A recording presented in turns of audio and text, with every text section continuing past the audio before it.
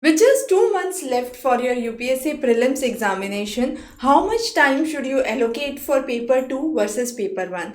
Now, note that paper 2, which is the CSET paper, is a qualifying paper only, and therefore it's important that you devote a major proportion of time to paper 1. Still, we have seen lots of students who are able to perform good in paper 1 are unable to reach the qualifying threshold for paper 2. So again, it becomes important that you do not leave paper 2 untouched. So optimally, what we say is 2 hours of preparation for paper 2 would suffice more than enough. Now, under paper 2, you have to identify the areas in which you are actually not that competent. So identify whether it is the mathematical section or the verbal section or the analytical section.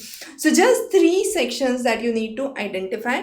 Now if you find problem with English, practice more on English. If you are finding problems with mathematics, focus more on mathematics. But again, of the 80 questions, it is suggested that you don't just simply think that okay, I'm good at English, so I'll attempt English section and I'll qualify, I will not touch mathematics. That is not a right strategy. So 40 questions from English, 40 questions from mathematics and reasoning. Now if of those 40 you are not able to attempt a lot of questions accurately, then you miss the qualifying threshold. So optimally, what we say is just 1 or 2 hours of practice a day for your paper 2 would help you suffice for your examination. So what you can do is you can check out the course, or you can go through the lecture and the MCQs which are available here. These MCQs also include the PYQs. So practice well, prepare well. In case you have any questions or queries, feel free to connect back to us. Thanks for joining in.